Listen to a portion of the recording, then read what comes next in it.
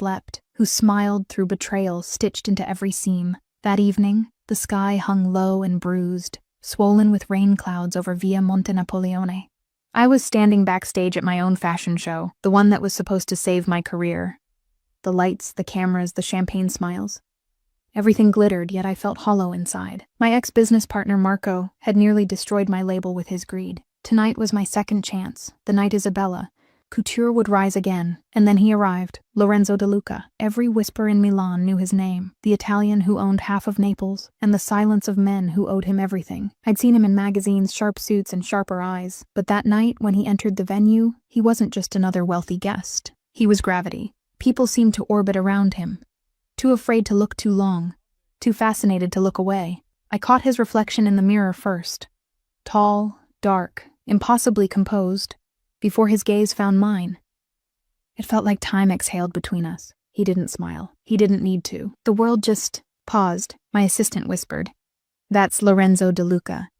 Be careful, Isa. Men like him don't watch fashion shows. They own the people in them." I should have listened. When the final model stepped onto the runway, wearing the white silk gown I'd spent months perfecting, the applause thundered. I felt tears burning in my eyes, relief, pride, exhaustion.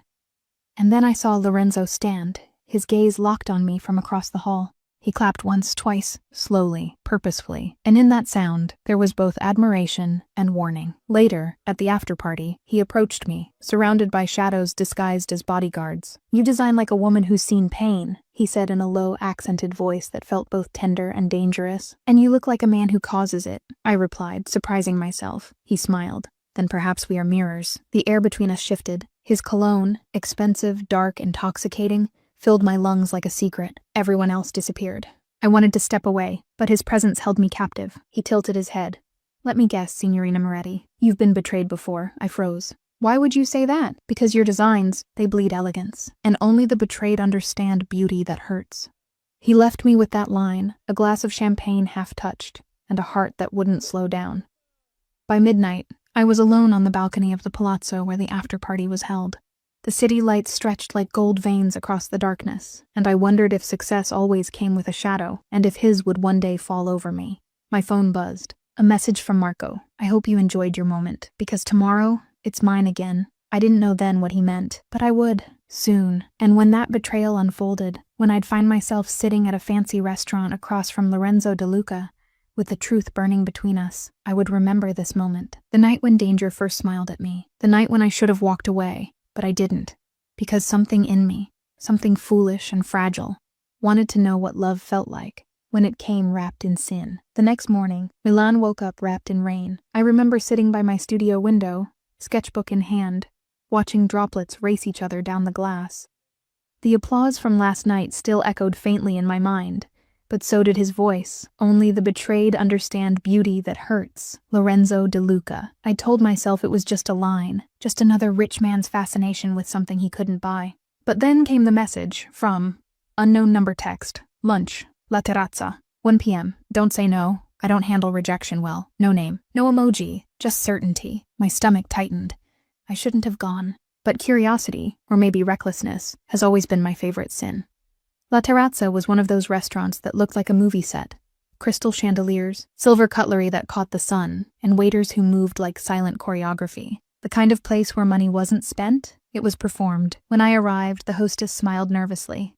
"Signor De Luca is expecting you." He was already there, sitting by the window, the city sprawling behind him like a conquered kingdom. He looked up, that same unreadable gaze pinning me in place. "Isabella," he greeted, standing as if he'd been waiting for years, not minutes. "You came." "I shouldn't have," I said, sliding into the seat across from him. He poured wine, deep red, smooth like blood under candlelight. "Then why did you?" "Because you make me feel seen," I wanted to say. But instead, "Because you asked." He smiled faintly. "I don't ask often." We talked. About fashion, about Milan, about art. His knowledge was sharp, cultured, unexpected. But every time I looked into his eyes, I saw something darker beneath, a quiet violence, restrained only by control.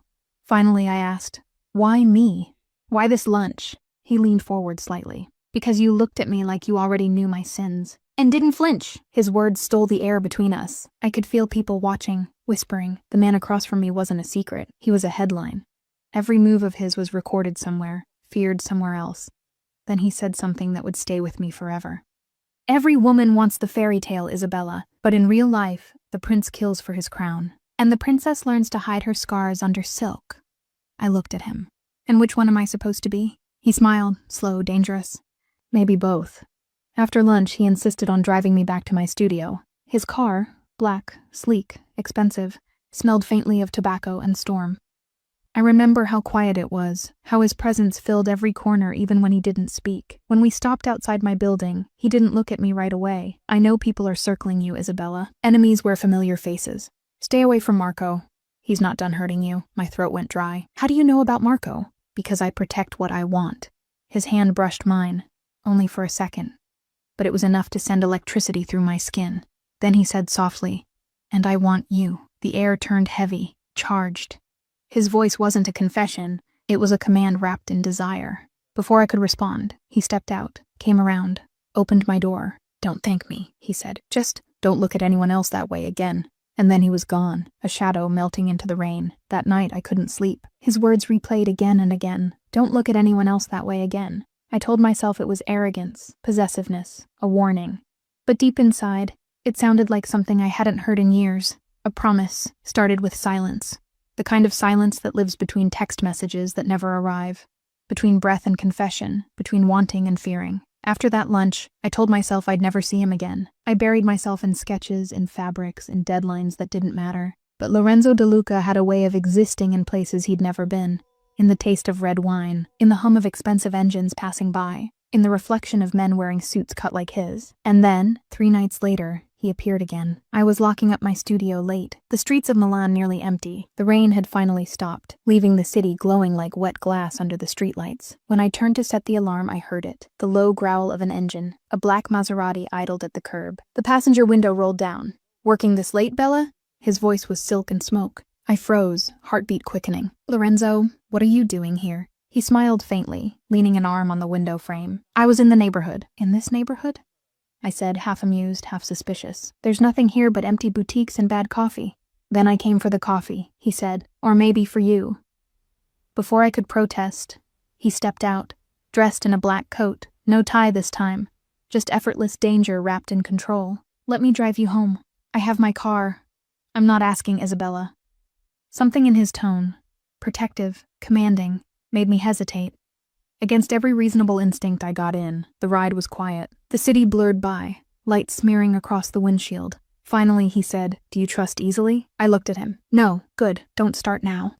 He glanced at me, his expression unreadable. "I need you to understand something. I'm not the man people think I am. Then who are you?" He paused, long enough that I could hear my pulse in my ears. "Someone who's done terrible things, but never to someone I cared about." I swallowed hard. "And you care about me?" His hand tightened slightly on the steering wheel. "More than I should." There it was, the admission that both thrilled and terrified me. The air inside the car grew heavy, charged with something unspoken. When he dropped me off, he didn't leave immediately. Instead, he stepped out, walked me to my door. The air smelled like rain and night flowers. "I'm hosting a dinner tomorrow," he said. "People you should meet. Powerful people. Come as my guest." I hesitated. "Why me?" "Because when you walk into a room," he said quietly, "men forget their loyalties. And I need that." I stared at him, unsure whether to feel flattered or frightened. "So you want me to be your distraction?" He smiled faintly. "No, Isabella. I want you to be my reminder that something pure still exists in this world." And then, before I could speak, he brushed his thumb against my cheek. Gentle, deliberate, like a signature. "Tomorrow, 8 o'clock. Don't be late." He turned and left, the sound of his car disappearing into the night like a heartbeat fading. Inside my apartment, I sat on the edge of my bed, heart racing. I knew I should stay away. I knew the stories about him, the missing men, the silent threats, the way entire businesses folded overnight after crossing him. But there was something deeper pulling me toward him. Something tragic and inevitable, the kind of pull that doesn't end well for women like me. I touched my cheek where his hand had been and whispered to myself, "You're falling, Isabella. And this time, there's no net beneath you." By the next evening, Milan felt different, slower, heavier, as if the city itself was holding its breath. The invitation had come by courier that morning. Thick cream paper, gold-embossed letters, no address, only a driver's number.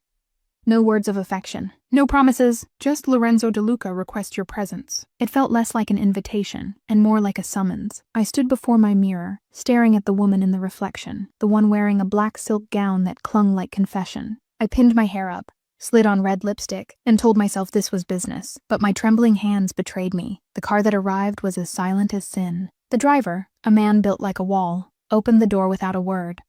Through the tinted glass, I watched Milan fade, the lights thinning, the streets turning narrow and quiet until the city gave way to countryside. Half an hour later, the villa appeared, marble gates, iron roses curling along the fence, guards in tailored suits. When I stepped out, the air smelled of cypress and money. Somewhere inside, a violin played, slow, deliberate, almost mournful. A butler led me through a long corridor lined with portraits of men, who all had Lorenzo's eyes.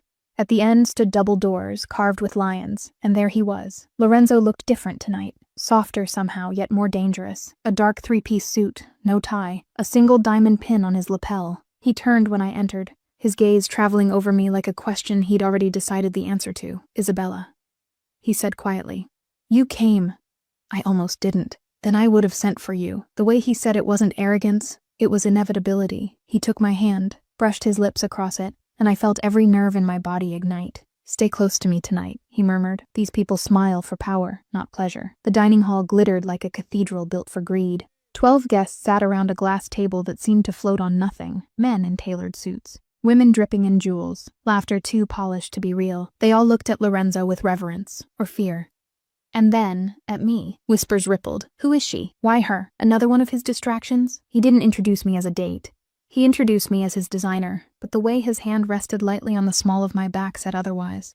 I tried to breathe, to smile, to survive the scrutiny. The man seated across, tall, blonde, eyes like ice, lifted his glass. Ah, the famous Isabella Moretti, the artist behind last week's show. I heard it was magnificent. Thank you, I managed. He smirked. Tell me, does Lorenzo pay in cash or diamonds? The table chuckled. Lorenzo didn't. He leaned forward, voice calm. Careful, Ricardo. You know how I feel about people putting prices on things I value? The room fell silent. The blonde man lowered his eyes. My pulse pounded. I'd just witnessed a threat disguised as civility. Lorenzo turned to me, his tone soft again. See, business can be impolite. I forced a smile, but my hands trembled under the tablecloth. This was his world, where every sentence was a chess move, every compliment a blade. After dinner, he led me to the terrace. The lake shimmered below, black glass under the moon. He poured champagne, handed me a flute, and said nothing for a while. Then softly, does my world scare you? I met his eyes. It should. But it doesn't. Maybe that's the problem. He smiled, the kind of smile that held 1,000 regrets. You see danger and call it beauty, and you see beauty and call it possession, I whispered back. He looked away, jaw tightening. Perhaps. But understand something, Isabella. When I choose to protect someone, it isn't gentle. It's absolute. My heart hammered. Protect me from what? He turned, the night wind catching his voice. From the people who are already trying to hurt you. And from yourself, if I must. The music from inside swelled, drowning the silence between us. I wanted to ask what he meant, but he took my glass, set it aside, and said only, tomorrow you'll hear things. Don't believe them. And before I could reply, he pressed a kiss against my forehead. Tender, final, as if sealing a warning. That night, when I finally returned home, I found an envelope slipped under my door. Inside, a single photograph. Me and Lorenzo standing on the terrace, taken from a distance. On the back, one line written in ink, he'll ruin you like he ruined me.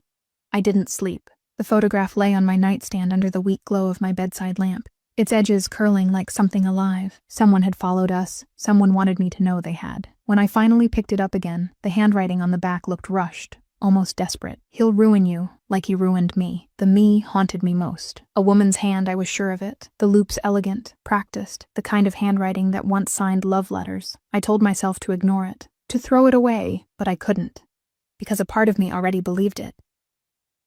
Morning arrived with cold light and colder news. Every fashion blog in Milan carried the same headline. Isabella Moretti's secret investor revealed. Lorenzo De Luca. It was a lie. He hadn't invested in me, not officially.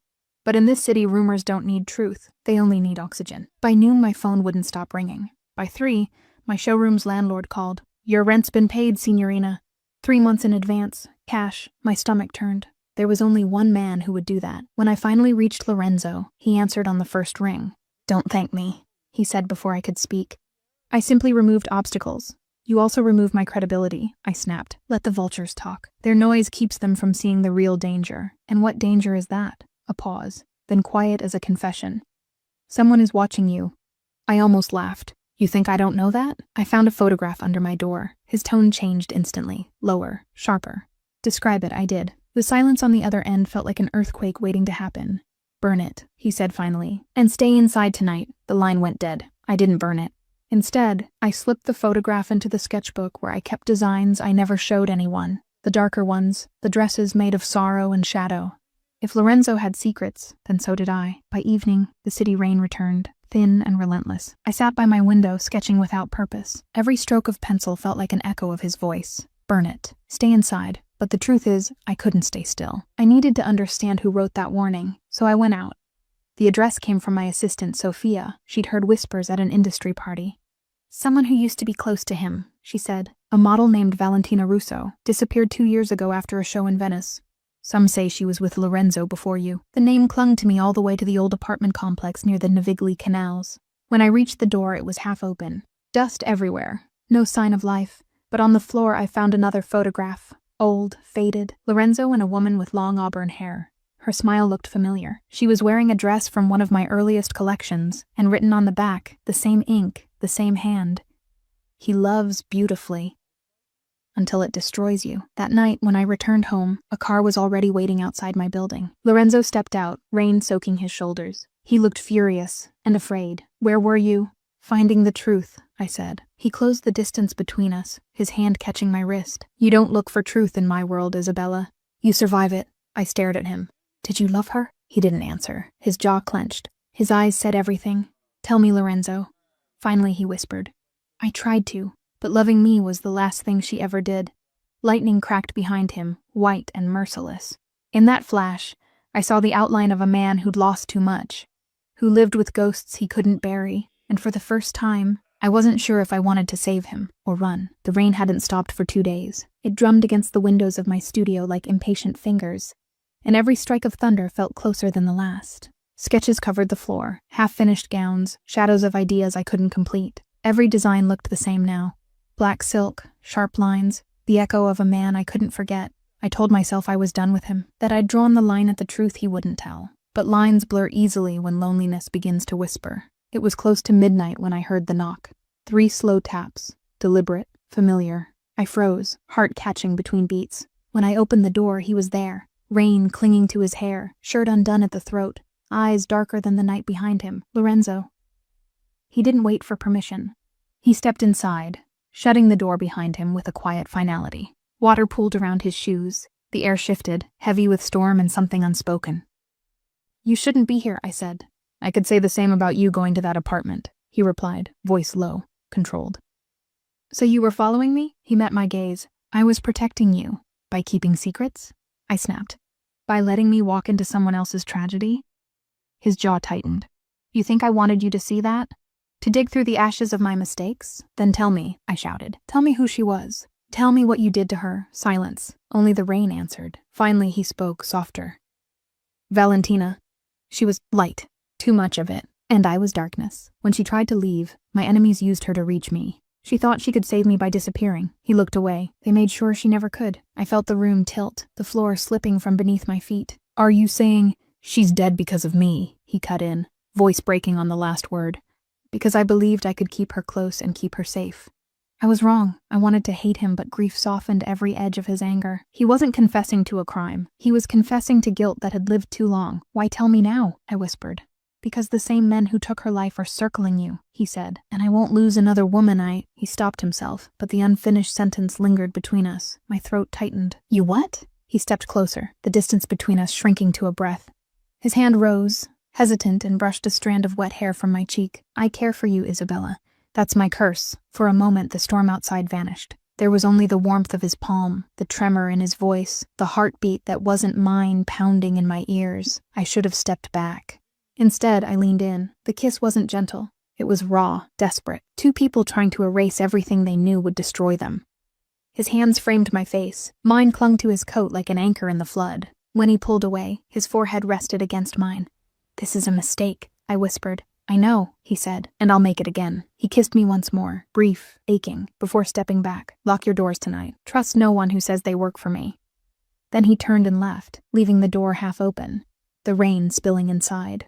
I stood there long after his car disappeared, the taste of his confession still on my lips, and understood what love meant in Lorenzo's world. It wasn't safety. It was surrender. The rain finally stopped by dawn. I hadn't slept. The sketches on my table were soaked with tears and coffee stains, my mind replaying every word Lorenzo said and didn't say. Every time I closed my eyes, I saw him walking away, and behind him, the ghost of a woman named Valentina. By morning, the city was washed clean, the streets gleaming like they'd forgotten what pain looked like. I made myself believe I could do the same, that all I needed was work, fabric, scissors, and silence. I turned up the music in my studio, soft jazz, and let the rhythm cover the hollow noise in my head. Pins between my lips, measuring tape around my neck, I began cutting the silk for a new design. Deep blue, smooth, strong, the color of the sea before a storm. Something new, I whispered to myself. Something not about him. For the first time in days, I almost smiled. Almost. The bell over the door chimed. I froze. No one should have been here. I hadn't unlocked the front entrance yet. Hello? Silence. I walked toward the sound, scissors still in my hand, heart beginning to race. The display window was half covered by morning fog. My reflection looked pale, hollow-eyed, fragile. No movement outside, I exhaled. Maybe the wind, then I saw it. A faint smear of mud across the floor by the back door. Fresh, wet, human. My throat tightened. Luca? I called. My assistant hadn't been in for 2 days, but I needed to hear my own voice sound brave. No answer. The silence felt heavier now. Not empty, watching. I took a slow step back toward my work table, reaching for my phone. It wasn't there. Then the air shifted, the faintest sound of fabric brushing against metal. Someone was inside. I turned sharply and caught a glimpse. A man's shadow, tall, moving between racks of gowns. Not Lorenzo, too thin. Too quiet, who's there? I said louder this time. The shadow froze, then a voice, low, unfamiliar, accented. You shouldn't have opened that box. Before I could react, a hand struck the lights. Darkness swallowed the room. My breath came fast. I dropped the scissors, stumbled backward. The only sound was rainwater dripping from his coat onto the wooden floor. I felt him move closer, unseen but near enough that I could smell the faint trace of cigarettes and salt. Tell your lover, he whispered. Some ghosts don't stay buried. A crash, glass exploding. I ducked instinctively, covering my face. When I looked up again, he was gone. The window shattered, curtains whipping in the wind. My body trembled, but I forced myself to move. I grabbed the phone from under a pile of fabric and dialed Lorenzo's number. No answer. Then a text buzzed in. Unknown number. 1 line only. You were warned not to look at him again. I sank to the floor, shaking so hard I could barely breathe. It wasn't just about betrayal anymore. Someone wanted to destroy both of us, and they were done warning. I didn't hear his car arrive. The sound of the engine was swallowed by the wind, the city, and the rain still dripping from the cracked window. All I knew was the sudden weight in the room, heavy, suffocating, inevitable. Then I felt it. His presence. Isabella. The voice cut through the chaos like a blade. I spun around. There he was, Lorenzo De Luca, wet coat clinging to his shoulders, eyes darker than the storm outside, jaw tight as though holding back a hurricane. You're alive, he said, the words more of a statement than a question. I tried to answer. My lips trembled. Nothing came out. He crossed the room in 3 steps, hands gripping my shoulders. Talk to me. Did anyone touch you? I shook my head. No, I don't think so. But I stopped. The words died in my throat. How could I explain the shadow? The whisper? The shattered glass? His eyes narrowed. Somebody was inside. Did they leave anything? I handed him the phone. He read the message, then crushed it in his palm as though erasing it could erase the threat. Instead, the screen's fragments cut his knuckles. He didn't flinch. You should never have come alone, he said, voice low, dangerous. I wanted to argue, to tell him I could protect myself. But when he looked at me, that storm in his gaze held a truth I couldn't deny. I wasn't safe. Not from the world, not from him. He moved to the broken window, scanning the street below, his posture tense, predatory. I told you not to look at anyone else, he muttered. I flinched. The words weren't just jealousy, they were warning and promise all at once. He turned back, and for a moment, I saw the man I had kissed just 2 nights ago, the one who'd whispered confessions of guilt and desire. Then the mask fell away, and I saw the monster underneath. Do you understand? He asked.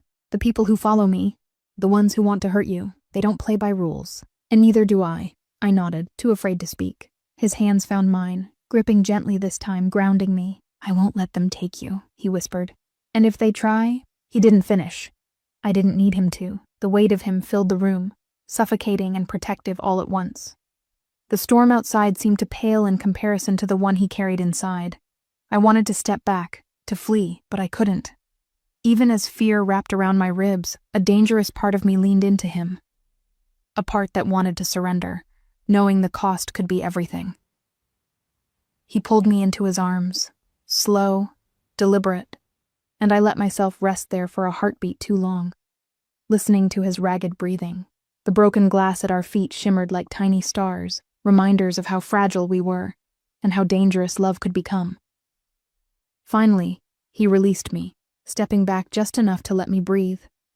Lock every door, barricade every window. I want cameras everywhere by tonight, he ordered. And Isabella? I swallowed. Yes? You belong nowhere else tonight.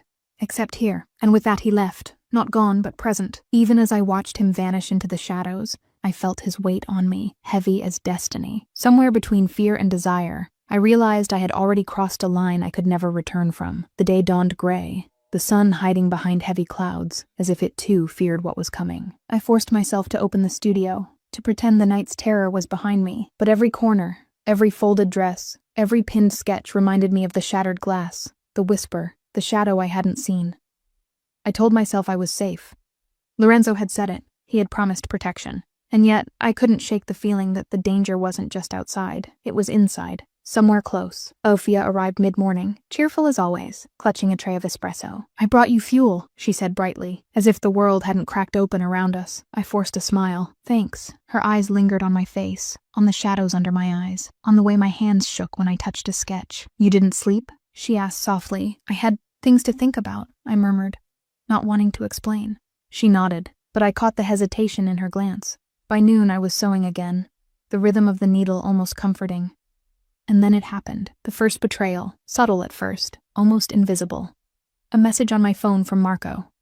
Nice collection, Isa. I hear someone's taking care of your little problems for you. Don't get too comfortable. I felt the blood drain from my face. How did he know about last night? The truth hit me like ice.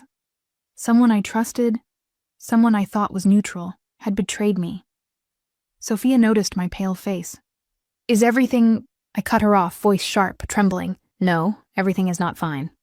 The rest of the afternoon was a blur. Every client that came through the door seemed suspicious. Every sound in the studio, the creak of the floorboards, the rustle of fabric, set my nerves on edge. I kept glancing at the door, imagining shadows, intruders, spies, and the photograph, still tucked under my sketchbook, seemed to whisper. Some ghosts don't stay buried. By evening, I was exhausted, trembling from adrenaline and fear. I locked every door, checked every window, double-checked the alarms, but I knew it wasn't enough. Not for him. Not for Lorenzo. Because the betrayal wasn't just a stranger's attack. It was personal, and I realized, with a shiver that ran down my spine, that whoever had sent that first warning, whoever had stepped inside my studio last night, knew everything about me. They knew where I slept. They knew what I wore. They knew the exact moment I would feel safe, and if Lorenzo hadn't been there, I wouldn't have survived the night. I sank to the floor by my desk, clutching the photograph to my chest. Tears blurred the edges. Mixing with sweat and ink, I whispered into the emptiness, please, don't let him get hurt because of me. Don't let me ruin everything. The room was silent. But I knew. The danger was far from over. And somewhere in the shadows, someone was waiting for me to make a mistake. Sleep had become impossible. Each hour stretched endlessly, filled with imagined footsteps, whispered threats, and the memory of Lorenzo's warning. I tried to convince myself that the morning would bring clarity, that light would make everything easier. It didn't. Sophia arrived again, cheerful and unsuspecting. She noticed my pale face and the shadows under my eyes. Isabella, you look like hell, she said softly. I forced a small, bitter laugh. It's nothing, just deadlines. But I couldn't lie. Not to myself. Not anymore. I needed answers, and deep down, I already feared where those answers would lead. By mid-morning, a familiar presence entered the studio. Marco. My heart froze. He smiled, the same arrogant, careless smile that had ruined me months ago. Ah, Isa, he said casually, glancing around. Busy, I see. Beautiful designs as always. I gritted my teeth. What are you doing here? He leaned against the table, watching me like a cat stalking a mouse. I just like to keep an eye on things. Something in the way he said it, in the smug satisfaction on his face, made my stomach twist. I realized the truth before he spoke another word. He's the one who betrayed me. You're the one sending the messages. The warnings, the threats, I said, my voice rising despite myself. He laughed, soft, mocking, cruel. Ah, Isabella, you're quick, but yes, let's call it a friendly reminder, a nudge. You're playing in a dangerous game now. Don't forget who's really pulling the strings. I wanted to lash out, to strike him, but my hands trembled too much. I had no proof, only suspicion, only the pulse of fear pounding in my veins. As Marco leaned closer, his breath hot, I felt trapped, cornered. And then I remembered Lorenzo. I imagined him standing outside, silent and watching, the storm of his presence waiting to erupt. It gave me courage, fragile, trembling courage, enough to stand tall. You think I'm afraid of you? I hissed. You think you can control me? Marco smirked. Not afraid yet, but you will be, once he knows you've been talking to me, Isabella. I swallowed hard. Once who knows? I asked, my voice low and trembling. Marco straightened, his smirk widening. Lorenzo De Luca. He doesn't forgive mistakes, Isa, and he never forgets who betrayed him. My blood ran cold. I felt the walls of my studio close in. Every glance at the shattered glass from last night, every whisper in the dark, every warning. It all made sense, and for the first time I realized something terrifying. The betrayal wasn't just about me. It was about him. Marco left with a casual wave like nothing had happened. But I knew better. The air still carried the echo of his laughter, mocking and threatening. I sank to the floor, clutching the photograph, clutching the sketches. I whispered into the empty studio. Please, don't let him find out before I can fix this, please. The room was silent, but the knowledge pressed against me like a living thing. Some betrayals don't stay hidden. And in that silence, I knew I was running out of time. The next morning, Milan felt smaller. Every shadow seemed to follow me, every passerby a potential threat. I tried to convince myself it was paranoia, but deep in my chest, a cold, sharp knowledge had taken root. Marco had crossed the line. I was sewing quietly, forcing my hands to move as if the fabric could absorb my fear. The sound of my needle against silk was the only thing grounding me. Until I heard it, a knock, loud, demanding. Impossible to ignore. I froze. No one should be here. Not after yesterday. The door swung open before I could react. And there he was, Lorenzo. Tall, imposing, dark suit clinging to him like armor. His hair damp, his eyes storm gray and unreadable. He didn't speak at first. He just stood there, letting the air between us thicken with tension. Lorenzo. My voice was barely a whisper.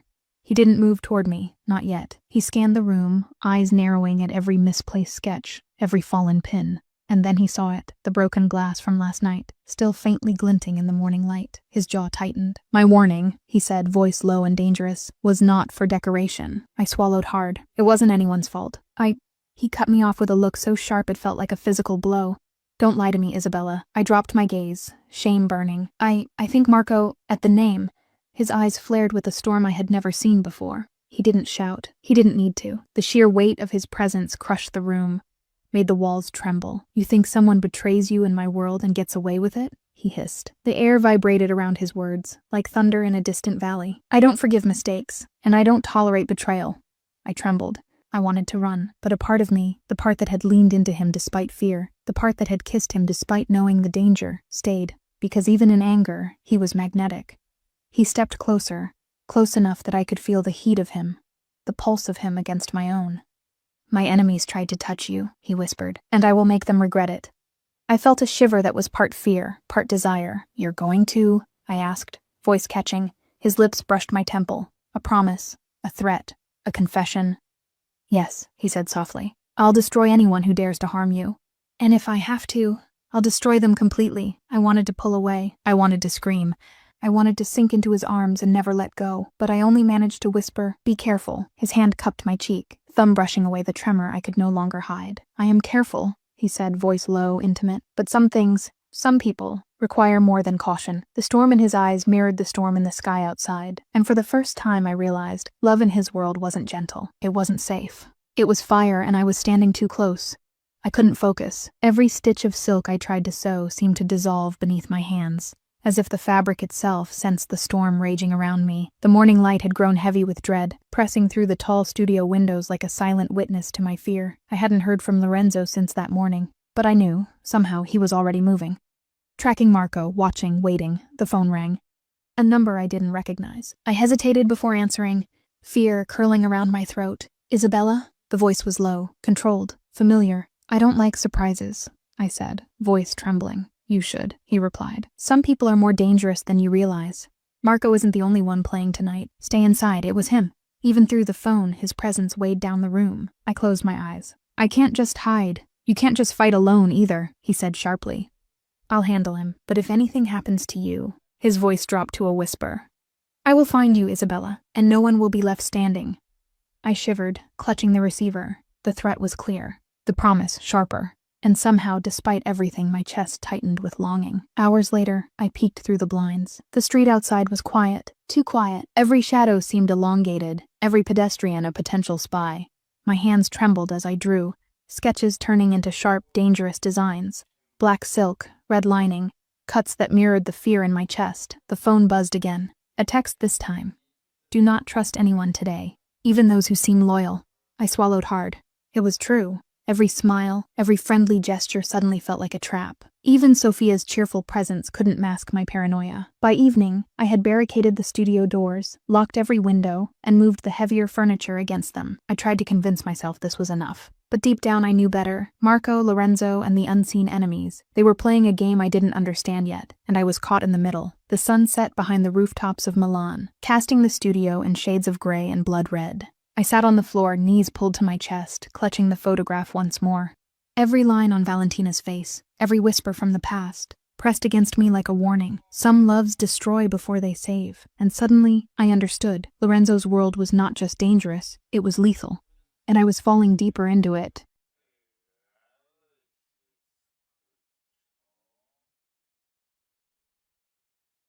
Night fell over Milan like a velvet trap. The city lights shimmered on wet cobblestones, but even their glow felt cold and distant. I sat by my window, knees drawn to my chest, listening to every creak, every distant car, every whisper of the wind. I knew it wasn't enough. I knew he would come, Lorenzo. And when he did, it wasn't subtle. The sound of a car engine, low and precise, rolled up the street. My breath caught. The engine stopped, then silence.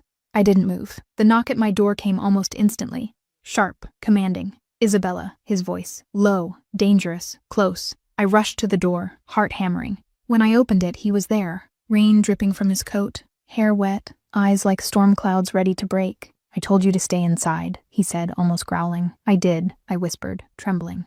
You did, he replied, stepping inside. But the danger doesn't wait, and neither do I. He scanned the studio with piercing intensity, and I watched him like a moth drawn to fire. I found him, he said suddenly. Marco won't be alive by morning if I decide it.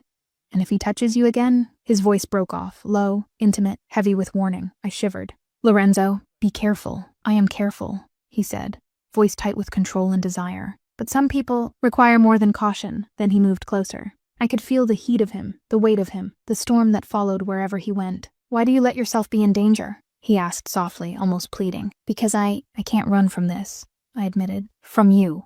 From what we are. He shook his head, exasperated, almost a whisper of fury. You don't survive alone, Isabella. Not in this world. And I won't let you.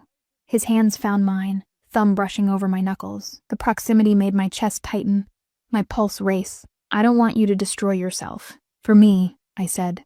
His lips brushed my temple, a promise and a warning. You're already in the fire, Isabella, he murmured, and I can't protect you from it. Not completely, but I will try. The storm outside mirrored the storm inside the studio. And in that moment, I realized something terrifying and irresistible. Lorenzo De Luca didn't just protect me. He consumed me, and no matter how much I wanted to run, I couldn't escape him, or the danger that came with him. The night was thick, pressing against the studio walls like a living thing. I couldn't stop thinking about Lorenzo, about the storm in his eyes, the promise of wrath he carried, and now, Marco. The man who had betrayed me, who had trespassed into my life, who had whispered threats through shadows and glass. I couldn't sit still. Every noise outside made me jump. Every shadow felt like a hand reaching for me. Then the phone rang. I almost didn't pick it up. But the voice on the other end was calm, commanding, entirely Lorenzo. He's near, he said. Who? I whispered. Marco. He thinks he can play games. He thinks he can touch you. His voice was steady, but I could hear the underlying storm, a fury I had never heard so clearly before. I'm coming for him. Stay put.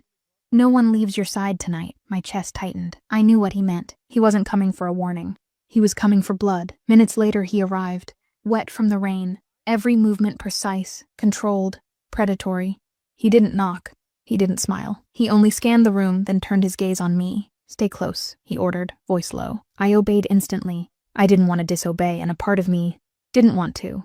The car ride was silent except for the soft hum of the engine. Lorenzo drove fast but careful, navigating Milan's dark streets like he owned every shadow. When we arrived at Marco's apartment, the air seemed to thicken, charged with tension. He didn't speak as he pushed the door open. I stayed behind him, heart hammering, fingers clutching his coat. And then I saw Marco. He was leaning against the wall, smirking, as if he knew he was about to be punished. "You're too late, DeLuca," he said casually. "I already sent her a warning. Consider it a gift." Lorenzo's jaw tightened, his hands flexed. I could feel the storm building before it struck. "You touched her," he said quietly, each word sharp as a knife. Marco laughed. "And what are you going to do about it?" "You can't touch me." "Not yet." Lorenzo's hand shot forward in a blur. I gasped. In a heartbeat, the room felt smaller, the air heavier. Every ounce of his fury radiated outward like heat from a fire. I didn't understand everything he did. All I knew was that by the time it was over, Marco was sprawled on the floor, fear etched on his face, every inch of arrogance gone. Lorenzo turned to me, voice low, almost gentle. "Do you see now? You are never safe alone. Not from them, not from me." I swallowed hard, heart pounding. "Yes," I whispered. "I understand." His eyes softened for a fraction of a second, enough for me to see the man behind the monster. Then the mask returned, and he stepped back into the shadow, leaving me trembling, terrified, exhilarated, and impossibly drawn to him. The city smelled of rain and asphalt as we drove back to my studio. I didn't speak. I couldn't. The images of Marco on the floor, the fear in his eyes, the absolute control in Lorenzo's, haunted me. I had witnessed power and it terrified me, and yet a part of me couldn't stop trembling in a different way. He glanced at me once, briefly, from the corner of his eyes. "You should never see that side of me again," he said softly, almost regretfully. "But you did. And now," his gaze hardened, "now you know the price of crossing me." I swallowed hard. "Yes," I whispered. The words sounded weak, but they carried the weight of understanding. Back at the studio, I locked every door again, checking each window, each bolt. Lorenzo's presence lingered like smoke, though he had left the room. I sat down, trembling, and finally allowed myself to breathe. My sketches lay around me, but they felt different now, sharp, dangerous, reflecting the storm I had just survived. Every line seemed to echo him. Every fold of fabric carried the memory of his hands, his heat, his wrath. And then it hit me. The fear I felt was inseparable from desire. The danger he brought into my life was terrifying, yes, but also intoxicating. I wanted him, and I feared that wanting him meant giving him everything, including my heart. I sank to the floor, clutching the photograph, the sketches, the remnants of my safe life. I whispered into the emptiness, "Lorenzo, what have you done to me?" The studio remained silent, but I felt the truth in my chest. There was no going back. Not now, not ever. Night fell again, and for the first time, I realized that survival wasn't just about avoiding Marco or his shadows. It was about surviving Lorenzo's world, a world where love was fire, and crossing him was death. And somewhere deep inside, I wondered if I was already consumed. The night felt heavier than ever. I lay on my bed, staring at the ceiling, my thoughts a storm I could not calm. Every moment with Lorenzo replayed in my mind, the heat of his hands, the storm in his eyes, the terrifying power he wielded so effortlessly. And yet, it wasn't fear alone that gripped me. It was something darker, something intoxicating. I tried to focus on my work. Sketches, fabric, designs, anything to anchor myself in the normal world. But every fold of silk, every line of a dress reminded me of him, of his hands, his voice, the way he could make me feel safe and terrified at the same time. I whispered to myself, "This is dangerous." And yet I can't stop thinking about him. The phone buzzed. A message from Lorenzo. "Sleep. Tomorrow we act. You must be ready. Trust no one," I shivered. Even his words carried weight. Threat, promise, and longing all at once. I realized something terrifying. I wasn't just drawn to him. I was already caught in his orbit. And in this world, orbiting him meant danger, but also desire I couldn't resist. Morning arrived gray and silent. I went to the studio, heart heavy, mind restless. Every sound made me jump, the creak of the floorboards, the distant hum of the street, the rustle of fabric against metal. I knew the enemy could be anywhere, and yet, the thought of Lorenzo gave me courage. He had confronted Marco. He had shown me what it meant to survive, but he had also shown me something else, that I could want him, even when fear pulsed through my veins. Hours passed in tense anticipation. Then, at the studio door, I heard the softest knock. I froze. My heart leapt. Was it him? Or another threat? I opened it slowly. It was Sophia. "Isabella, you need to be careful," she whispered. "I know," I said, voice low, trembling. "But I can't stop. Not now." Even I could feel how reckless that sounded. That night, I found myself at the window again, staring at the dark streets. I whispered into the emptiness, "Lorenzo, if I survive this, I will never be the same, and I'm afraid I don't want to be." The wind rattled the window panes, and somewhere in the shadows I felt it, the danger. The forbidden pull, the fire that Lorenzo brought into my life. I understood the truth, terrifying and intoxicating. Love in his world was not gentle. It was a storm, and I was already standing in the middle of it.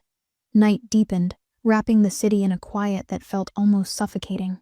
I lay on my bed, the sheets tangled around me like the threads of my own racing thoughts. Every second replayed him, Lorenzo, his eyes storm gray, his presence overwhelming, and the way he could make me feel both utterly safe and completely exposed. I pressed my palms to my face. Why did he haunt me so? Why did every touch, every whispered word linger in my blood like fire? It wasn't just desire, it was danger. And I couldn't tell where the fear ended and the longing began. I tried to immerse myself in work. Fabric, sketches, designs. My sanctuary. Yet every stroke of silk beneath my fingers reminded me of him, the way his hands might glide across my skin, the sharpness of his jaw, the heat that followed him everywhere. Even the scissors in my hand felt heavy with anticipation, as if they too carried his presence. I whispered into the dark, "This is madness. I should run. I should stay away." But my lips trembled when I spoke, betraying the truth. I didn't want to run. I wanted him, and that frightened me more than any threat outside these walls. Hours passed slowly. I wandered the studio, restless. The phone buzzed again. A message from Lorenzo, simple, commanding. "Tonight we act. Be ready. Trust no one." I shivered at the words. Even in text, he radiated danger, promise, and obsession. I realized the terrifying truth. I wasn't just drawn to him. I was ensnared in his orbit. And in this world, his world. Orbiting him meant that desire and peril were inseparable. I paced the room, heart racing. I thought of Marco, of last night, of the betrayal that had almost cost me everything. But Lorenzo, he had confronted that danger. He had shown me power, protection, and passion, all in one. And now, I craved it, even as I feared it. When night finally fell, I sat at the window again, staring into the empty streets. The city seemed indifferent, but I wasn't. Every shadow made me flinch. Every whisper of wind felt like a warning, and yet, somewhere deep in my chest, a dangerous warmth spread. I pressed my forehead to the glass, whispering his name, Lorenzo. If I survive this, I will never be the same, and I don't think I want to be. The wind rattled the window panes as if agreeing. I felt the fire of him, even miles away, searing through me. The thrill, the fear, the forbidden pull. Love in his world wasn't safe. It wasn't gentle. It was a storm, and I was already caught in the center of it, trembling, burning, and utterly unable to escape. The night pressed against my skin like a living thing, wrapping the city in silence that felt almost suffocating. I lay on my bed, tangled in the sheets, my mind unable to rest. Every memory of him consumed me. The storm in his eyes, the way his presence filled a room so completely that it erased everything else.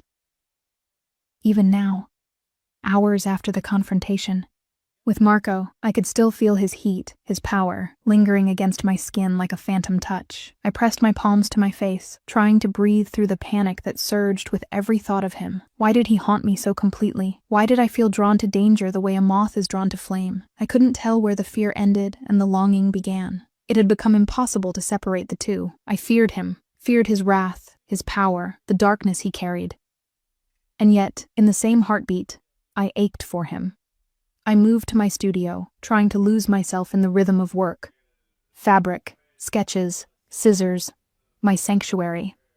But every fold of silk, every stroke of pencil reminded me of him. I imagined his hands gliding across the smoothness of my designs, across my skin. The scissors in my hand felt heavy, almost alive, as if charged with his presence. I whispered, into the empty room, my voice trembling. This is madness. I should run. I should stay away. But the confession escaped my lips anyway. I don't want to run. I want him, and that terrifies me. The hours stretched on, each one longer than the last. The studio felt smaller, the shadows deeper. My phone buzzed again. A message from Lorenzo. Tonight, we act. Be ready. Trust no one. Even in text, his words carried his weight. Danger, obsession, and promise all at once. I shivered, realizing the horrifying truth. I was ensnared in his world. And in this world, desire and danger were inseparable. My chest ached with longing I couldn't voice. I thought of his hands, the sharp line of his jaw, the dangerous warmth that followed him everywhere. And I knew, if I let myself, I could give in to it completely. I could surrender, even if it meant losing all sense of safety, reason, and control. I walked to the window, staring out at the empty streets below. The wind whispered through the city, carrying a chill that seemed almost sentient. I pressed my forehead to the glass, whispering his name like a prayer. Lorenzo, if I survive this, I will never be the same. And I don't think I want to be. The fire of him burned through me, intoxicating, terrifying, impossible to resist. Even miles away, even in silence, he occupied every corner of my mind, every pulse of my heart. I imagined his hands on me, protective, possessive, commanding, and the thought sent a shiver down my spine. Fear and desire had become one, pain and longing indistinguishable. Love in his world was not safe. It was a storm. It was fire, and I was standing right in the middle of it, trembling, burning, and utterly unable to escape. Even as the night deepened, I understood the truth. I was his. Not by choice, not by force, but by the pull of something stronger than fear or reason. I was caught in the orbit of a man who could destroy the world for me, and for whom I would risk my own heart without hesitation.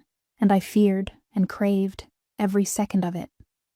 The city was quieter than usual, but I didn't believe in quiet anymore. Not after Marco, not after last night, not after Lorenzo. Every shadow, every creak of the building made my heart leap as if warning me that danger was still close, still waiting. And yet my mind didn't focus on the threat. It focused on him. On Lorenzo, on the way he had burned through my world and left me raw, trembling, aching with a desire I couldn't name. I tried to busy myself with work, to sketch, to cut fabric, anything to anchor myself. But each line, each fold, felt like it carried a memory of him. The heat of his hand, the sharpness in his voice, the way his eyes could make me feel both protected and completely exposed. I pressed my palms to my face, whispering, I should be afraid. I am afraid. And yet, I want him. It was dangerous, it was madness, and the thought of surrendering to it made my chest tighten, my pulse race. The phone buzzed again, his name flashing on the screen. Meet me, now, and don't let anyone see you. I swallowed hard. The rational part of me screamed, no, don't go. But the other part, the part that had already crossed invisible lines, ached to obey. I dressed quickly, pulling on a black coat and boots, my hair still damp from the rain earlier. Every step toward the street felt like walking into a storm, and that was exactly what it was. He was waiting in the alley, shadowed by the dim glow of a street lamp. I froze when I saw him, tall, imposing, wet coat clinging to his shoulders, eyes like storm clouds about to break. No one follows you, he said low, his voice almost a growl. Do you understand? I nodded, too aware of the heat in his presence, too aware of the desire threading through my fear. Good, he said. Then he reached for my hand, and my breath caught. We moved together through the empty streets. Every glance between us carried weight, every touch a promise I wasn't sure I was ready to claim, and yet I couldn't pull away. I didn't want to.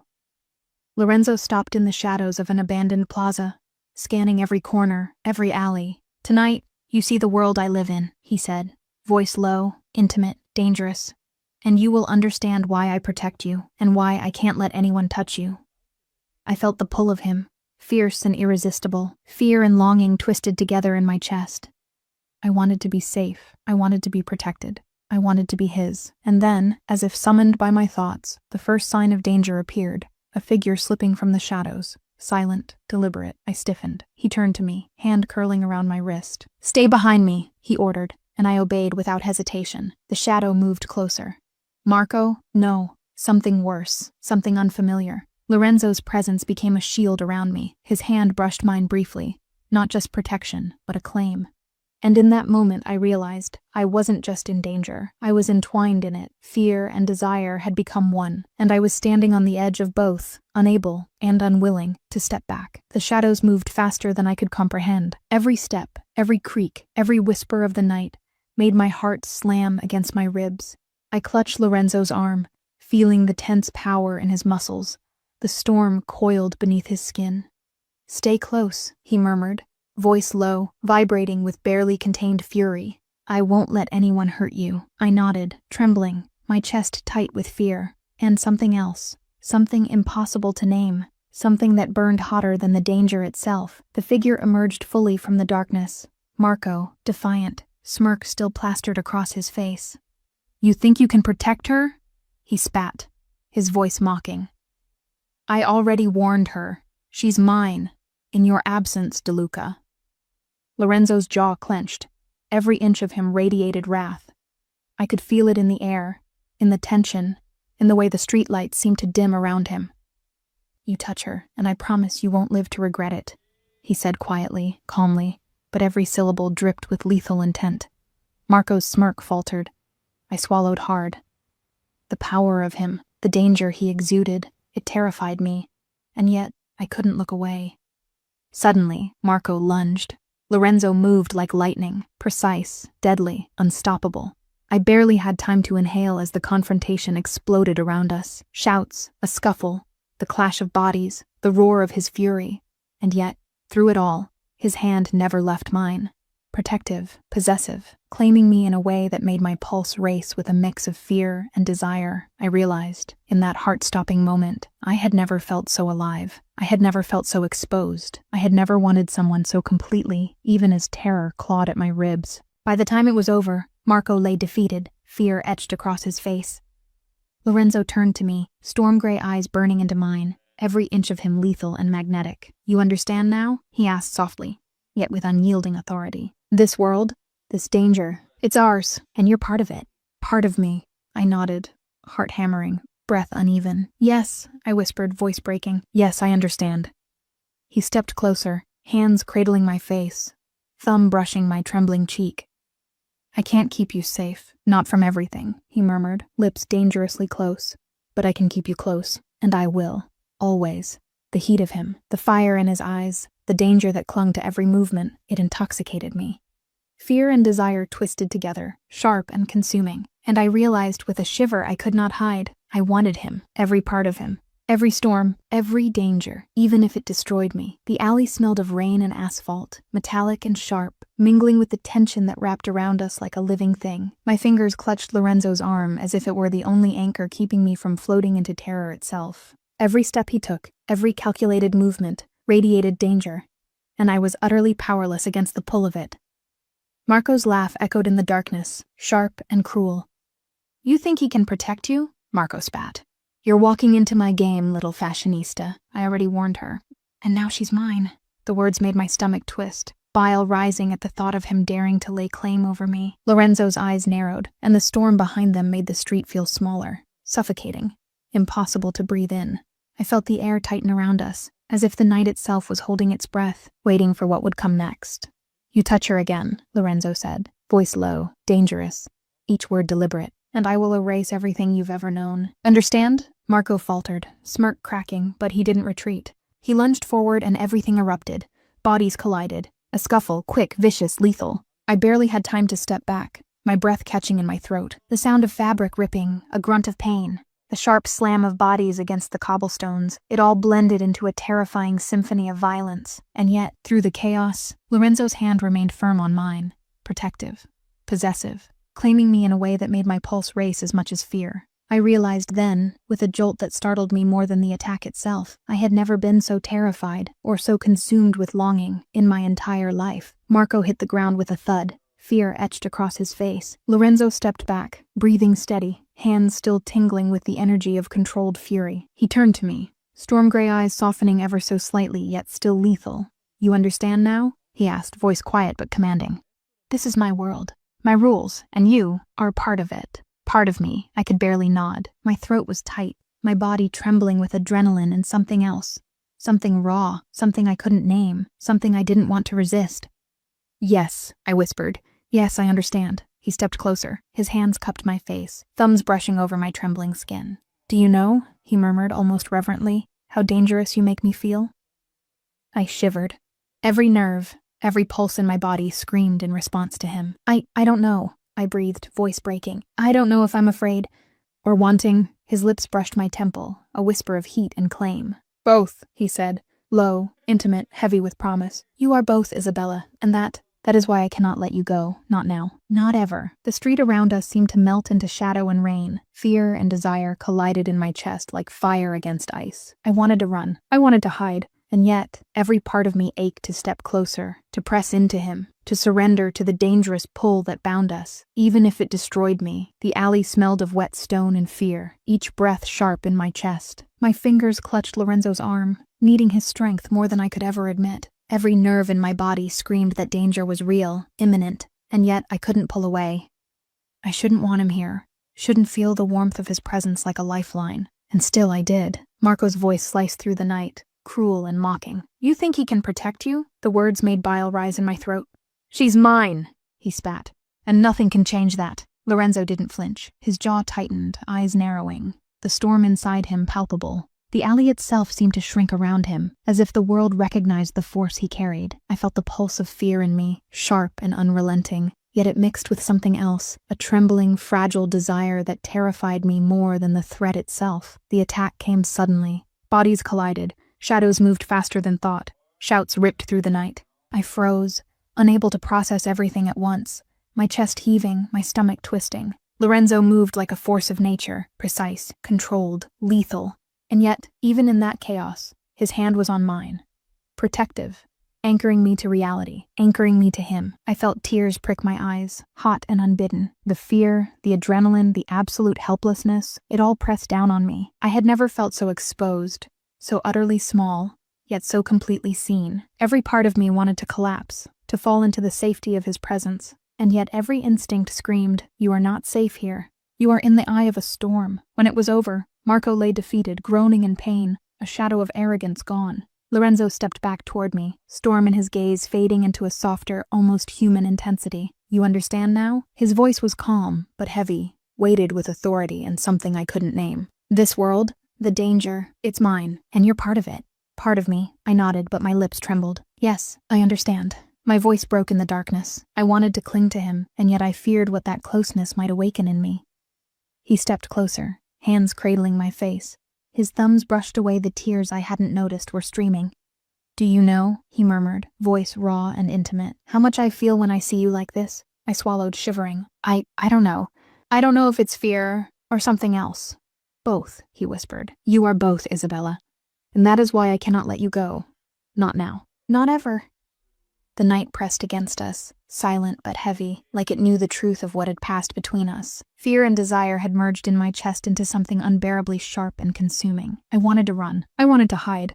And yet, the thought of leaving his side made my heart clench with an emptiness I couldn't bear. I was utterly caught. Not just in danger, but in the orbit of him. And I realized with a shiver of both terror and longing, I was falling into his world, into his fire, into a love that could destroy me, and I didn't want to stop. The rain began to fall softly, cold against my skin, but I barely noticed. All that existed was the tether between us, fragile, dangerous, undeniable. And in that moment, I understood the terrifying truth. I didn't just need him to protect me, I needed him to survive, and in that need, I had already surrendered. The dawn arrived gray and heavy over Milan, but sleep had abandoned me hours ago. Every sound, the drip of rain, the creak of the shutters, the distant hum of the city, felt magnified, a warning I could not ignore.